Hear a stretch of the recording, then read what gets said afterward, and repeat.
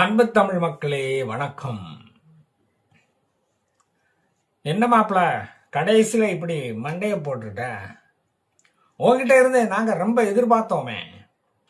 இப்படி 4-5 தீவிரவாத பிள்ளைகளை பெத்து போட்டுக்கிட்டு அவங்கள அனாதையாகி விட்டு நீ மட்டும் அல்லாஹ்கிட்ட போய் தஞ்சம் அடைஞ்சது நியாயமா?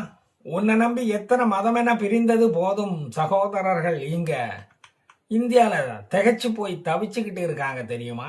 நான் ஒருத்தன் ஊர்ல 10 நாளா இல்லாத சமயத்துல இப்படி பண்ணிவிட்டே ராசா பெஹலாவிய கூப்பிட்டு ஆட்சியை ஒப்படைக்க போறியா? என்னை அவசரமா வந்து இப்படி வீடியோ போட வச்சுட்டியே ராசா. உனக்கு தான் பெரிய குடும்பமாச்சே, அதனால பரவாயில்ல. உனது இளவரசன் ஆட்டோமேட்டிக்கா ஆட்டோல ஏறி ஆட்சி அமைக்க போயிட்டான். அவன் சொல்றத ஈரான் ராணுவம் இனிமேல் கேட்குமா? உங்க ஊர் மக்களுக்கு உண்மையான தாடி உள்ளவனைத்தான் ரொம்ப பிடிக்கும். பொய்முடி வேந்தர்களை கண்டால் பிடிக்காது, அது எனக்கும் தெரியும். உன் வாரிசுகிட்டையும் தாடி வளர்த்து ஈரானின் பொருளாதாரத்தை நீ வளர்க்க சொல்லிவிட்டு போயிருப்பாய் என்பதில் எங்களுக்கு எந்த சந்தேகமும் இல்லை. நாம் வெல்வோம் ஒன்றாக.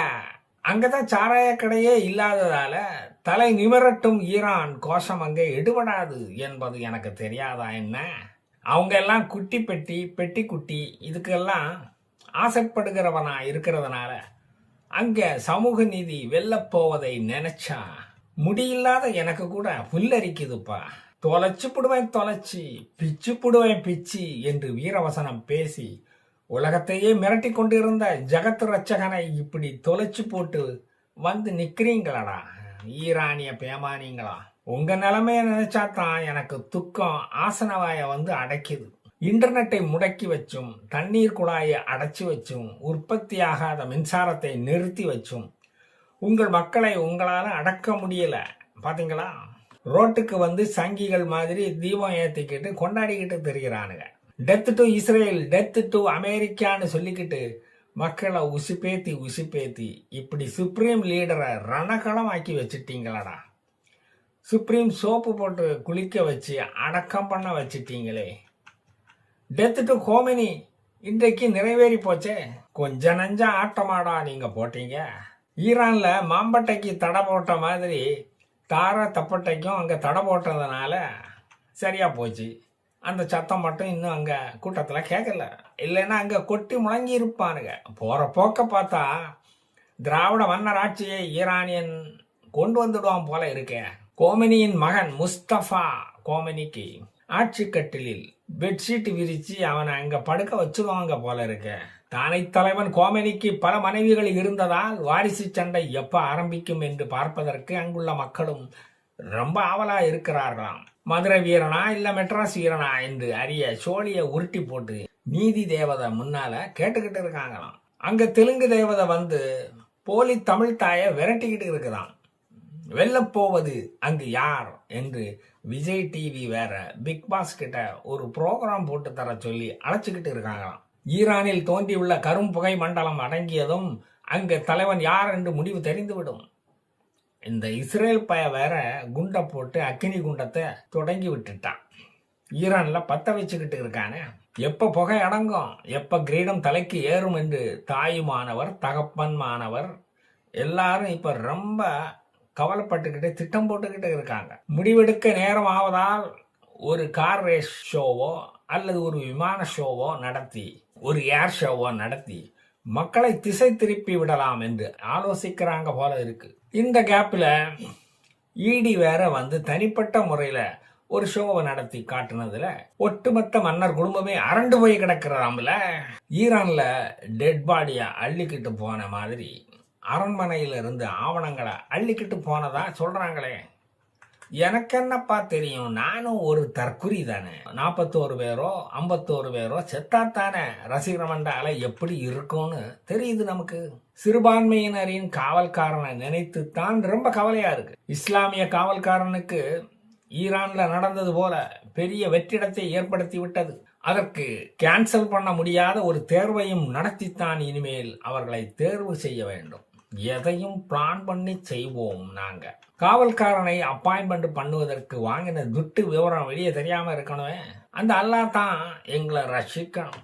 மோஜிதபா கோமினியும் எலி கோமனியும் ஒரே பொந்தில் தங்குவது கிடையாது என்பதில் அவர் உறுதியாக இருந்தார். அப்படிப்பட்ட கொள்கை பிடிப்பு உள்ளவராச்சே அவரு. ஒரே உரைக்குள் 2 கத்திகளை வைக்க முடியுமா? அதனாலதான் அவர் வைக்கல. இப்படி சிந்திக்க அவருக்கு தான் நிறைய கிட்னி இருக்க, அது உங்களுக்கு தெரியாதா என்ன?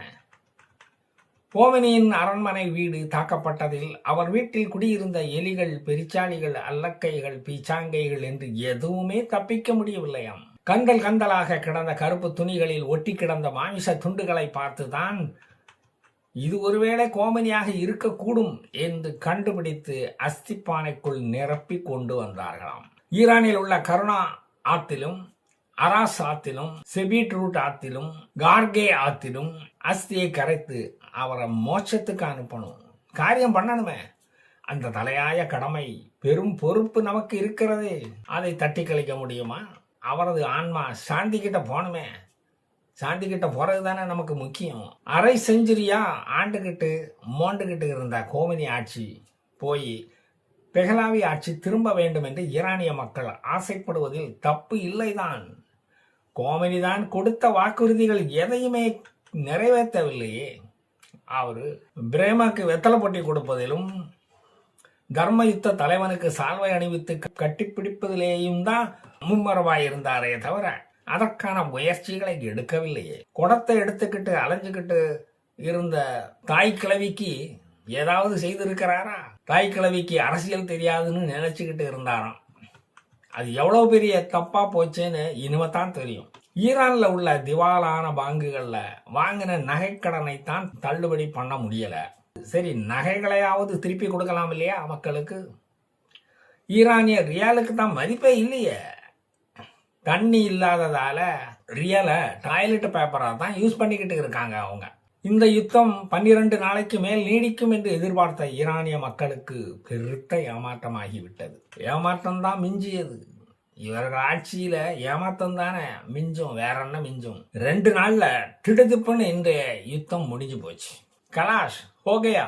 யுத்தம் 2 நாள்ல திடுதிப்புன்னு முடிஞ்சு போச்சு. தமிழக மக்களைப் போலவே ஏமாற்றம் தான் அவர்களுக்கு மிஞ்சியது.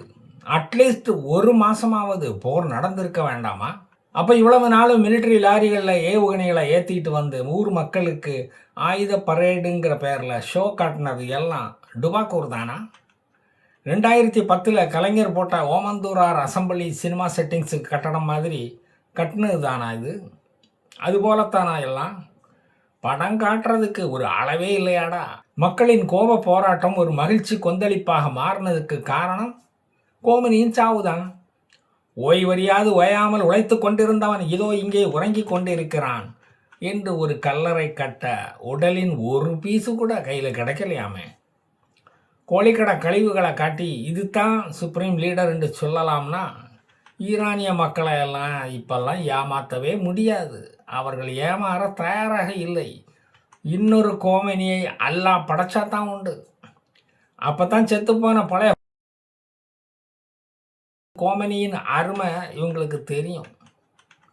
48 வருஷம் ஆண்டபோது ஒரு குளோனிங் கூட பண்ணிக்காம, ஒரு குளோனிங் பண்ணி ஒரு இன்னொரு கோமனியை உருவாக்காமல் விட்டது எவ்வளவு பெரிய தப்புன்னு இப்போத்தான் நமக்கு புரிகிறது. தமிழனுக்கு எப்போவுமே லேட்டாக தான் புரியும். வீட்டுக்கு போனால் தான் முழுசும் புரியும். 200 வார்பிளேன் இஸ்ரேலில் இருந்து வந்து 500 ஈரானிய மிலிட்டரி டார்கெட்டுகளை கண்ணு மண்ணு தெரியாமல் தாக்குனா ஈரானால எப்படி திருப்பி தாக்க முடியும்? பேரிச்சம்பளக்காரன் கிட்ட போட்ட ரேடாரை திருப்பி கேட்டால் அவனும் திருப்பி தரமாட்டேங்கிறானே. எல்லாத்தையும் நாங்கள் ஸ்கிராப்பில் போட்டாச்சு சார் அப்படின்னு சொல்கிறான். அப்படி இருக்கும்போது நாங்கள் என்ன பண்ண முடியும்? எப்படி திருப்பி தாக்க முடியும்? ரஷ்யன் S-300, ரஷ்யன் TOR போர் விமானம் இதெல்லாம் வச்சுருக்கோன்னு பீத்துனோமே. ஈரானிய பாவர், ஈரானிய அர்மான் ஏவுகணைகள் எல்லாம் எங்கள் கிட்ட இருக்கு. ஷாஹித் ஏவுகணை இருக்கு. எல்லாம் பீத்துனீங்களே. பீலாலாம் விட்டுக்கிட்டு மக்களை ஏமாத்தினதுக்கு அல்லாஹ் இப்பதான்டா தண்டனையை கொடுத்துருக்கிறான். வாங்கிக்கோ. அடுத்த மதத்தில் இருந்து ஆளை இழுக்கணும்னா, அடுத்த மதம் அழியணும்னு நினைச்சா அல்லாஹ் பார்த்துக்கிட்டு சும்மா இருக்க மாட்டான். பிச்சு புடுவேன் பிச்சுன்னு அவன் தெளிவா உங்களுக்கு சொல்லிட்டான். மதவாதிகளுக்கு தெளிவா சொல்லிட்டான். இதுக்கிடையில இன்னொரு சிக்கல் வந்து முளைச்சிருக்கு ஈரான்ல. அதாவது எங்களுக்கு பழையபடி மன்னர் ஆட்சி வேண்டாம், பெஹலாவி ஆட்சி வேண்டாம். National council of resistance of Iran அந்த இயக்கத்தின் தலைவர் மரியம் ரெக்காவி எங்களுக்கு ஜனநாயக ரிபப்ளிக்கன் ஆட்சிதான் வேண்டும் என்று ட்ரம்பிடம் கோரிக்கை வைத்துள்ளார். ஆக இனி எலெக்ஷன் வச்சு அவங்க கொள்கைகளை விளக்கி சொல்லுவாங்க. அது பிடிச்சிருந்தா மக்கள் அவங்களுக்கு ஓட்டு போட்டு தேர்ந்தெடுப்பாங்க. அதுதான் நியாயமும் கூட. இஸ்லாமிய ஆட்சி வேண்டாம் என்று கூறுகிற ஈரானிய மக்கள் ஜனநாயகத்தை தேர்ந்தெடுப்பது ஒரு நியாயமான ஆசைதானே. அதில் ஒன்றும் தப்பில்லையே. அதனால் என்னதான் நடக்கிறது என்று நாமளும் பொறுத்திருந்து பார்ப்போம். மக்களே, நான் மீண்டும் வந்து மீதியை தருகிறேன். ஜெய் ஹிந்த்.